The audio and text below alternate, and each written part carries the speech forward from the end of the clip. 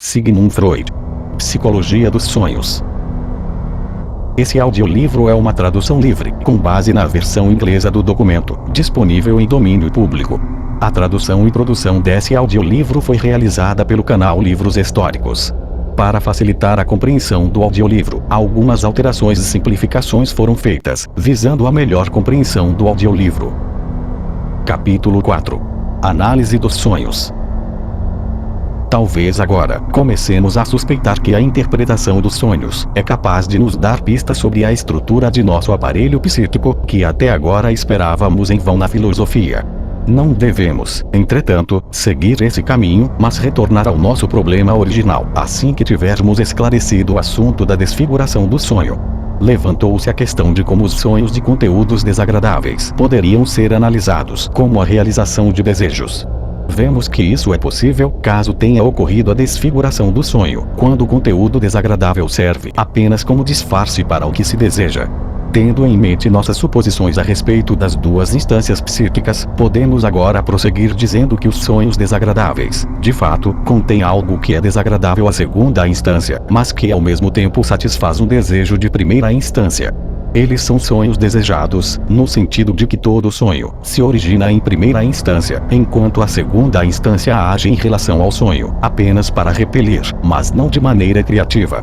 Se nos limitarmos a considerar o que a segunda instância contribui para o sonho, nunca poderemos entender o sonho. Se fizermos isso, todos os enigmas que os autores encontraram no sonho permanecem sem solução.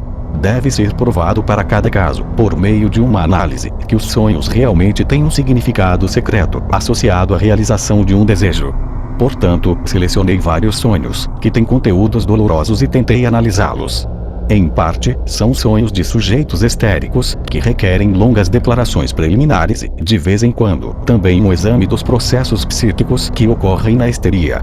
Não posso, entretanto, evitar essa dificuldade adicional na exposição. Quando dou um tratamento analítico a um paciente psiconeurótico, os sonhos são sempre o assunto de nossa discussão. Devo, portanto, dar-lhe todas as explicações psicológicas por meio das quais cheguei a uma compreensão de seus sintomas. E nesse ponto, eu sofro uma crítica implacável, que talvez não seja menos intensa do que devo esperar dos meus colegas. A contradição da tese de que todos os sonhos são a realização de desejos é levantada por meus pacientes com perfeita regularidade. Aqui estão vários exemplos do material onírico que me é oferecido para refutar essa posição. Uma paciente minha, após saber da minha hipótese sobre os sonhos representarem desejos, tenta me refutar, contando um sonho que teve. O sonho é o seguinte. Abre aspas. Quero dar um jantar, mas não tenho nada em mãos, a não ser salmão defumado. Penso em fazer marketing, mas lembro que é domingo à tarde, quando todas as lojas estão fechadas. Em seguida, tento telefonar para alguns buffets, mas o telefone está danificado. Portanto, devo renunciar ao meu desejo de oferecer um jantar. Fecha aspas. Eu respondo que apenas uma análise pode decidir o significado desse sonho, embora admita que à primeira vista, parece o oposto da realização de um desejo. Mas qual foi a ocorrência que deu origem a esse sonho? O sonho está sempre associado às experiências do dia anterior. Fazendo a análise, o marido da paciente, que é um açougueiro íntegro e zeloso, havia lhe dito na véspera do sonho que estava engordando demais e que deveria, portanto, iniciar o tratamento para a obesidade. Ele iria passar a se levantar cedo, fazer exercícios, seguir uma dieta rígida e, acima de tudo, não aceitar mais convites para jantares. Ela começou a relatar, rindo, como seu marido, à mesa de uma pousada, conheceu um artista que insistiu em pintar seu retrato porque o pintor nunca havia encontrado uma cabeça tão expressiva. Mas o marido respondeu de maneira rude que estava muito grato pela homenagem, mas que estava bastante convencido de que uma parte do traseiro de uma linda jovem agradaria mais ao artista do que todo o seu rosto. Na época ela gostava de provocá-lo, então, por mais que quisesse caviar, negava esse caviar para provocá-lo. Mas o que isso significa? Não parece fazer sentido lógico a explicação do porquê ela se privaria do caviar. Seu sonho mostra a tendência da realização de um desejo, que é o comer. Mas por que ela desejaria que isso não fosse realizado? Ela relata que na véspera fizeram uma visita a uma amiga, de quem tem muito ciúme, porque o marido sempre elogia muito essa mulher. Essa amiga é muito magra, e seu marido gosta de mulheres mais arredondadas. No entanto, essa amiga falou sobre o seu desejo de se tornar mais arredondada, e além disso, perguntou à paciente quando ela iria convidá-la para almoçar de novo, pois a sua mesa sempre era muito farta. Agora o significado do sonho está claro. A privação de comida está associada ao emagrecimento, e o comer, no ganho de gordura. No sonho, o jantar foi abolido devido ao ciúme, pois caso a amiga fosse, ela iria engordar, se tornando mais agradável para o marido da paciente. O desejo do sonho é que sua amiga não engorde. Mas o que significa o salmão? A paciente então conta que o salmão tem o mesmo impacto sobre a sua amiga que o caviar tem sobre si. Vimos que, ao mesmo tempo em que sonha com a negação do desejo, a paciente, na verdade, está ocupada em assegurar um desejo não realizado. Também a sua amiga manifestou o desejo de engordar, e não nos surpreenderia se a Nossa Senhora tivesse sonhado que o desejo da amiga não se cumprisse. Pois é seu próprio desejo que o desejo de sua amiga, do aumento de peso, não seja satisfeito. Em vez disso, porém, ela sonha que um de seus desejos não é realizado. Acho que ela realmente pensa isso e, como um sinal dessa identificação, ela criou um desejo não realizado na realidade. Mas qual é o significado dessa identificação histérica? Para esclarecer isso, uma exposição completa é necessária.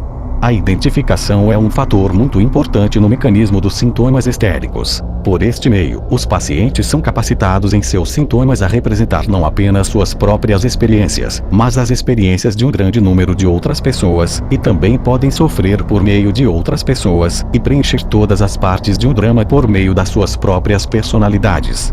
Isso trata-se de uma imitação histérica, que é a capacidade dos sujeitos histéricos de copiar todos os sintomas que os impressionam, associados aos outros, e então eles reproduzem esses sintomas.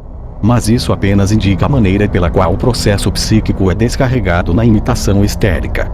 A maneira pela qual um ato psíquico ocorre e o ato em si são duas coisas diferentes. O ato em si é um pouco mais complicado do que se possa imaginar, corresponde a um processo inconsciente concluído. Segue-se o seguinte exemplo. Um médico tem uma paciente com um tipo particular de espasmos. Ela é alojada na companhia de outros pacientes histéricos, na mesma sala do hospital. Então, em certa manhã, ele descobre que esse peculiar ataque de espasmos passou a ser reproduzido pelos outros pacientes. O médico então diz a si mesmo, abre aspas, os outros a viram tendo espasmos, e agora fazem o mesmo. Fecha aspas. O nome desse fenômeno é contágio psíquico ou infecção psíquica. A infecção psíquica ocorre mais ou menos da seguinte maneira. Considere a seguinte situação. Os pacientes sabem mais uns dos outros do que o médico sabe de cada um deles, e assim, ficam preocupados uns com os outros quando a visita do médico termina. Um paciente pode ter tido um ataque no dia, e logo os demais pacientes ficam sabendo que a causa desse ataque foi uma carta que esse paciente recebeu de casa. Os pacientes ficam simpáticos, eles podem não pensar conscientemente, mas inconscientemente pensam. Abre aspas. Se é possível ter esse tipo de ataque por tais causas, eu também poderia ter esse tipo de ataque, pois tenho as mesmas razões. Fecha aspas.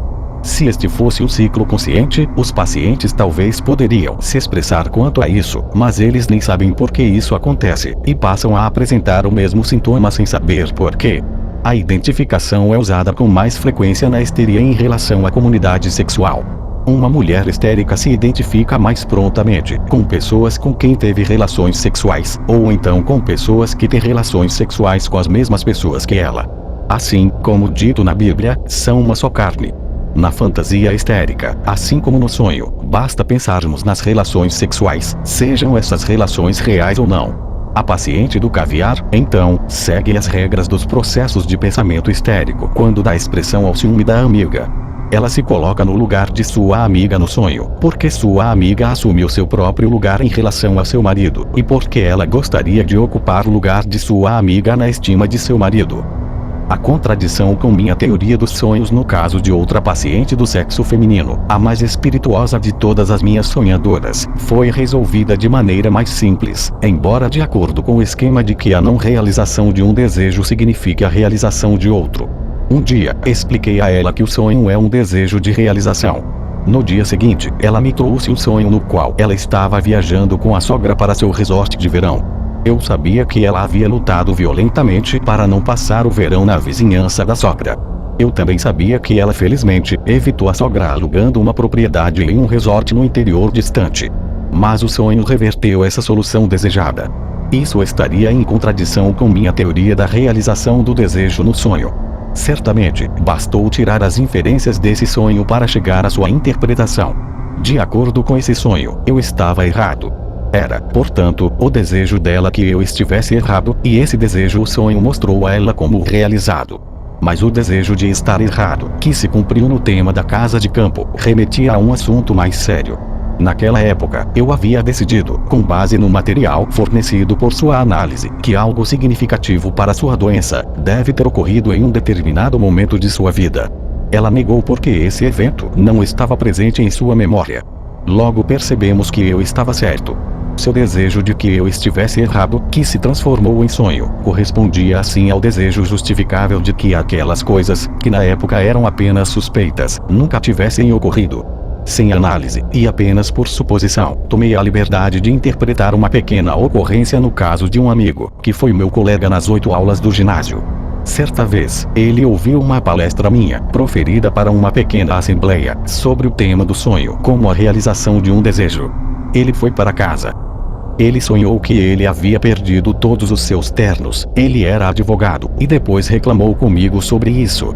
Eu me evadi e disse que não se poderia ganhar todos os ternos. Da mesma forma, outro sonho de caráter mais sombrio foi oferecido a mim por uma paciente como uma contradição à minha teoria do sonho do desejo. A paciente, uma jovem, começou dizendo, abre aspas, você se lembra que minha irmã agora tem apenas um menino, Charles. Ela perdeu o mais velho, Otto, enquanto eu ainda estava na casa dela. Otto era o meu favorito, fui eu quem cuidei dele. Eu gosto do outro amiguinho também, mas é claro, não tanto quanto o morto. Agora eu sonhei na noite passada que eu vi Charles morto diante de mim. Ele estava deitado em seu caixão pequeno, as mãos cruzadas. Havia velas por toda parte, em suma, era como a hora da morte do pequeno Otto, que me chocou profundamente. Agora me diga, o que isso significa? Você me conhece. Sou realmente ruim o suficiente para desejar que minha irmã perca o único filho que ela deixou. Ou sonho significa que desejo que Charles morra em vez de Otto, de quem gosto muito mais. Fecha aspas. Depois de alguma reflexão, pude dar-lhe a interpretação do sonho, que posteriormente a fiz confirmar. Tendo se tornado órfã muito cedo, a menina foi criada na casa de uma irmã muito mais velha, e conheceu entre os amigos e visitantes que a visitavam, um homem que deixou uma impressão duradoura em seu coração. Pareceu por um tempo que essas relações mal expressas terminariam em casamento, mas isso foi frustrado pela irmã, cujos motivos nunca foram de fato entendidos. Depois do intervalo, o homem que era amado por nossa paciente evitou a casa. Depois da morte do pequeno Otto, ela se tornou independente. Mas ela não conseguiu se livrar da inclinação pelo amigo da irmã com quem se envolveu. Seu orgulho ordenou que ela o evitasse, mas era impossível para ela transferir seu amor para os outros pretendentes que se apresentavam. Sempre que o homem que ela amava fazia uma palestra em qualquer lugar, ela certamente seria encontrada na plateia. Ela também aproveitou todas as outras oportunidades de vê-lo à distância, sem que ele percebesse. Lembrei-me de que um dia antes ela havia me dito que o professor iria a um certo concerto, e que ela também iria, para poder vê-lo. Isso foi no dia do sonho, e o concerto iria acontecer no dia em que ela me contasse o sonho. Agora eu podia ver facilmente a interpretação correta, e perguntei se ela conseguia pensar em algum evento que aconteceu depois da morte do pequeno Otto. Ela respondeu que naquela época, o professor voltou depois de uma longa ausência, e ela tinha o visto mais uma vez, ao lado do caixão do pequeno Otto. Foi exatamente como eu esperava. Interpretei o sonho da seguinte maneira. Abre aspas. Se agora o outro menino morresse, a mesma coisa se repetiria. Você passaria o dia com sua irmã, o professor certamente viria para apresentar condolências, e você veria ele novamente sob as mesmas circunstâncias daquela época. O sonho não significa nada além desse seu desejo de vê-lo novamente, contra o qual você está lutando interiormente. Eu sei que você está carregando o ingresso para o show de hoje na sua bolsa. O seu sonho é um sonho de impaciência, ele antecipou em várias horas o seu encontro que vai acontecer hoje. Fecha aspas. Para disfarçar seu desejo, o trabalho onírico obviamente escolheu uma situação em que os desejos desse tipo são comumente suprimidos, uma situação tão cheia de tristeza que o amor não é lembrado. Ainda assim, no entanto, mesmo tendo um contexto triste, se a situação ocorresse, ela não seria capaz de suprimir os seus sentimentos de afeto pelo visitante, que sentiu falta por tanto tempo. Uma explicação diferente foi encontrada no caso de um sonho semelhante de outra paciente. Esta senhora teve a impressão de que viu sua filha de 15 anos morta diante dela em um caixão. Ela estava fortemente inclinada a converter esta imagem onírica em uma objeção à teoria da realização do desejo. Mas ela mesma suspeitou que o detalhe do caixão deveria levar a uma concepção diferente do sonho. O grupo de sonhos, relacionados aos dois últimos casos citados, tendo como conteúdo a morte de parentes queridos, será considerado novamente sob o título de sonhos típicos. Serei capaz de mostrar por meio de novos exemplos que, apesar de seu conteúdo indesejável, todos esses sonhos devem ser interpretados como realizações de desejos. Ela não negava mais que a imagem do sonho correspondesse realmente a um de seus desejos. Como tantas outras jovens, ela não ficou nada feliz quando engravidou e admitiu para mim mais de uma vez o desejo de que seu filho morresse antes de nascer. Em um acesso de raiva após uma cena violenta com o marido, ela chegou a bater no abdômen com os punhos para bater na criança dentro de si.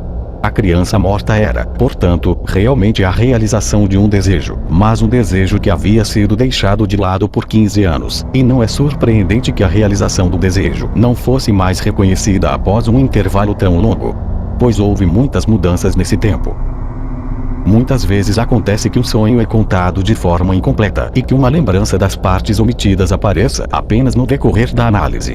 Essas porções subsequentemente ajustadas fornecem regularmente a chave para a interpretação.